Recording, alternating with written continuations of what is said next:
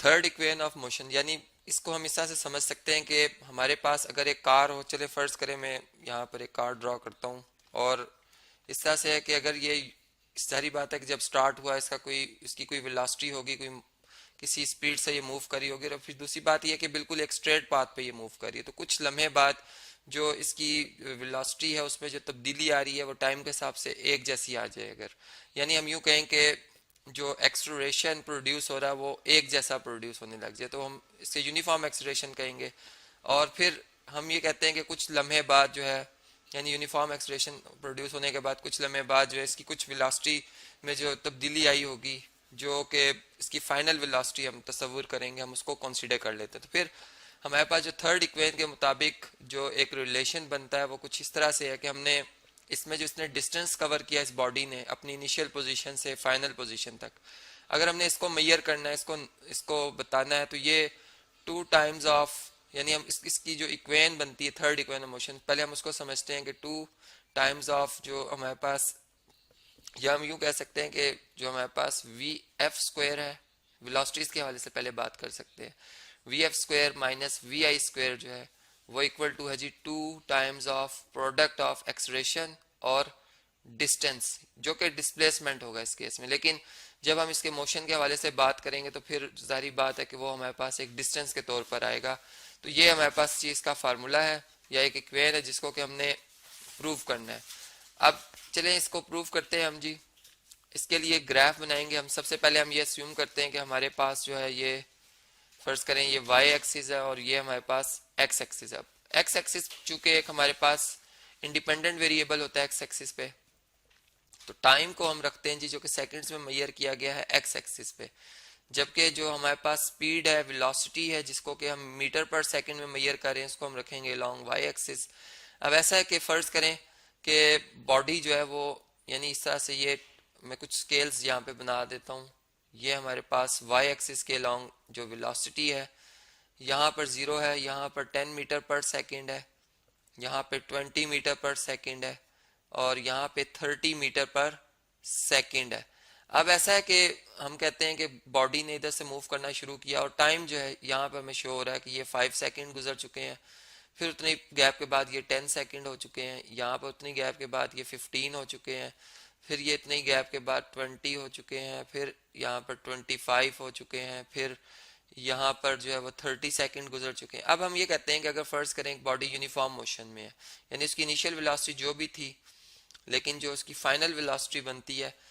वो,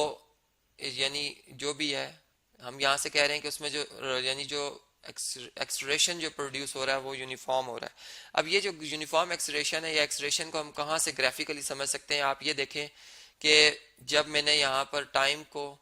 ये वेलोसिटी है, देखें आप यहाँ पर ये वेलोसिटीज चेंज हो रही हैं, यानी 10 से अब बढ़कर ये 20 की तरफ चल रही है। अब ये बहुत तेज़ी से वेलोसिटी में इंक्रीज आ रहा है, लेकिन जो हम ये कहेंगे कि इसमें जो एक्सलेरेशन प्रोड्यूस हो रही है वो यूनिफॉर्म प्रोड्यूस हो रही है। ठीक है, यानी एक्सलेरेशन क्या होती है जी? वेलोसिटी में चेंज टाइम के हिसाब से। अब अगर इस तरीके से मैं वेलोसिटी को शो करता हूँ तो इसका मतलब है कि वेलोसिटी में चेंज हो रही है, लेकिन जो एक्सलेरेशन प्रोड्यूस हो रहा है वो भी यूनिफॉर्म है, लेकिन पहले की निस्बत थोड़ा स्लो स्पीड में है। अब अगर हम फर्ज करते हैं कि इस पॉइंट पर, यानी ये जो हमारा पॉइंट है, अगर मैं यहाँ से y एक्सिस के ऊपर अगर परपेंडिकुलर थ्रो करूँ तो ये मुझे वेलोसिटी की उस लम्हे जो वैल्यू होगी उसको बताएगा, जबकि यहाँ से अगर मैं x एक्सिस की तरफ एक परपेंडिकुलर थ्रो करूँ तो वो हमें बताएगा कि इस वक्त टाइम कितना गुजर चुका है, इनिशियल टाइम से फाइनल टाइम में कितना फ़र्क आ चुका है। तो एक दफ़ा इसको अब ज़रा नीट सा बनाते हैं जी, कि हम अस्यूम करते हैं कि टाइम और वेलोसिटी दोनों 30-30 हैं। ठीक है, चूँकि यहाँ पर स्केल से बनाएं तो काफ़ी प्रॉपर सही बनता है। अब यहाँ पर हम यहाँ पर यूनिफॉर्म एक्सलेरेशन को जो है वो शो कर रहे हैं। अब ऐसा है कि ये आप जानते हैं कि एक्सलेरेशन है। अब जो हमारे पास डिस्टेंस है बॉडी ने जो कि मोशन के अंडर मोशन थी वो पहले ओ से एस पॉइंट पे आई है, यानी 0 वेलोसिटी थी उसकी, स्टार्ट करते करते कोई उसकी एक इनिशियल वेलोसिटी बनी जो कि मैंने ये कहा कि 10 मीटर पर सेकंड, और फिर इसी तरह से उसमें यूनिफॉर्म एक्सलेरेशन प्रोड्यूस हुआ और यहाँ पर आकर इसकी जो है ये फाइनल वेलोसिटी यहाँ पर शो हो रही है, जबकि ये जो हमारे पास है इसकी ये इनिशियल वेलोसिटी, यानी चूंकि हम 0 कंसिडर नहीं कर रहे यहाँ पर। फिर दूसरी बात ये कि टाइम कितना गुजरा जी, अगर हम देखें तो 0 सेकंड से लेकर ये 30 सेकंड तक, यानी टोटल टाइम जो गुजरा है वो t सेकंड गुजरा है। तो फिर हमारे पास जो, यानी इस बॉडी ने जो डिस्टेंस कवर किया है वो क्या, कहाँ से लेके कहाँ तक है, अगर हम देखें तो यहाँ से अगर हम एस्यूम करें कि अगर बॉडी की वेलोसिटी अपनी इस जगह पर यानी फिक्स हो जाती, यानी इसमें अब चेंज ना आ रही होती, तो टाइम चेंज हो रहा होता, तो ये हमारे पास एक जो ग्राफ इसा की एक स्ट्रेट लाइन बनती है, हमें ये बताती कि ये एक बॉडी जो है उसमें जो इसकी स्पीड है वो यूनिफॉर्म स्पीड है, यानी अब टाइम गुजरता जा रहा है लेकिन स्पीड जो है वो अपनी जगह पर वैसे ही बरकरार है, 10 मीटर पर सेकेंड की हाइट पर है।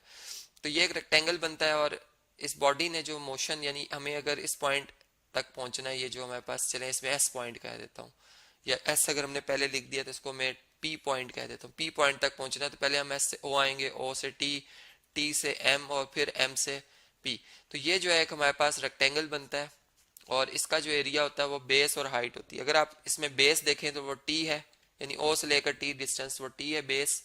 जबकि इसमें जो हाइट है वो एम से लेकर टी, जो कि इसकी इनिशियल वेलोसिटी है बॉडी की। तो हाइट जो है हमारे पास वो क्या है जी, इनिशियल वेलोसिटी है वी आई। तो हम कहेंगे कि इस बॉडी की जो एरिया हमारे पास निकलेगा वो यानी base multiply by height we T बन जाएगा। लेकिन अगर हम इस पूरी फिगर को जरा गौर से देखें तो ये हमारे पास जो है ये एक हमारे पास जो है जो ट्रेपीजियम बन रहा है, यानी अगर मैं ट्रेपीजियम एक 4 साइडेड शेप होती है जी इस तरह से, जिसकी ये दोनों साइड्स पैरेलल है। अब ये इसलिए पैरेलल है कि दोनों एक्स एक्सिस का 90 का एंगल बना रही हैं, दोनों पैरेलल हैं। तो हम ये कहेंगे कि जो एरिया ऑफ हमारे पास ट्रेपीजियम होता है, ये भी हम जानते हैं कि ये किसके इक्वल होता है जी, ट्रेपीजियम का एरिया होता है जी यानी सम ऑफ पैरेलल साइड्स, ठीक है, ये पैरेलल का सिंबल मैंने डाला जी, और इसको डिवाइड किया जाता है, टू से इनकी एवरेज ली जाती है और फिर इनको मल्टीप्लाई कर दिया जाता है हाइट के साथ। तो ये एरिया आ जाता है ट्रेपीजियम का, और जब हम ट्रेपीजियम का एरिया निकालेंगे तो वो टोटल डिस्टेंस जो इस बॉडी ने अंडर मोशन कवर किया है वो हमें पता चल जाएगा। तो यहाँ पर अगर इस फार्मूला की बेस पर हम चलें तो पहले चलें पैरेलल साइड्स देख लेते हैं कि कौन सी आ रही हैं, यानी एस जो है वो इक्वल टू है सम ऑफ पैरेलल साइड्स। एक जो है ये साइड है जिसकी हाइट वी आई है, और यहाँ से लेकर यानी इस पॉइंट एम से लेकर इस पॉइंट पी तक का जो फासला ये वी एफ है। तो हम लिखेंगे V I plus V F initial velocity यानी प्लस फाइनल वेलोसिटी ओवर 2, और जबकि हमारे पास जो हाइट है वो ओ से लेकर ए एम पॉइंट तक, यानी टोटल टाइम जो इसको इस पोजीशन इस वेलोसिटी को अटेन करने में लगा वो टी है। और अगर हम एक और तरीके से देखें तो हम ये जानते हैं कि जो स्पीड है, स्पीड जो होती है जी, जिसे हम v से जाहिर करते हैं, वो इक्वल टू होती है डिस्टेंस डिवाइडेड बाय टाइम, ठीक है, टोटल, यानी अगर एवरेज की बात करें total distance divided by total time. तो यहाँ पे अगर देखें आप तो ये हमारे पास जो स्पीड है, यानी अगर हमने डिस्टेंस निकालना तो S equal to V T आ जाएगा। अब ये एवरेज स्पीड है, तो एवरेज स्पीड जो होती है वो इसी तरह फाइंड होती है कि हम इनिशियल वेलोसिटी प्लस फाइनल, यानी फाइनल स्पीड जो भी होती है, फाइनल स्पीड, इन दोनों को ऐड करके 2 पे डिवाइड करते हैं, एवरेज लेते हैं और इसको फिर हम मल्टीप्लाई कर देते हैं t से, तो ये हमारे पास डिस्टेंस आ जाता है। अगर आप देखें तो बिल्कुल ये वही फार्मूला जो है यहाँ पे बन रहा है, लेकिन अप्रोच हमने दूसरी इस पे अप्लाई की। और अब अगर हम इसको फर्दर सिंप्लीफाई करते हैं, यानी हमने ये बात देखी कि s जो है वो किसके इक्वल आया था जी, V I plus V F over 2 और मल्टीप्लाई बाय टी के आया था। अब आप जानते हैं कि जो फर्स्ट इक्वेशन ऑफ मोशन थी जिसमें हमने पढ़ा था V F equal to V I plus A T, तो यहाँ से अगर वी आई को इधर शिफ्ट कर दिया जाए तो V F minus V I equal to A T आ जाएगा। और अगर इसको मजीद देखा जाए तो यहाँ से वी एफ माइनस वी आई जो है वो ओवर ए जो है वो टी के बराबर है। और ये टी की वैल्यू अगर इस इक्वेशन नंबर 1 में ये 2 को यूज कर लिया जाए तो हमारे पास, यानी हम यूँ कहेंगे इक्वेशन 2 को इक्वेशन नंबर 1 में इस्तेमाल कर दिया जाए तो एस इक्वल टू आ जाएगा वी, इसको हम ये लिखते हैं V F plus V I, ठीक है, यानी चूंकि V I plus V F भी और वी आई और वी एफ दोनों का सम जो होता है वो सेम होता है, और टी की जगह हम लिख देंगे V F minus V I over A.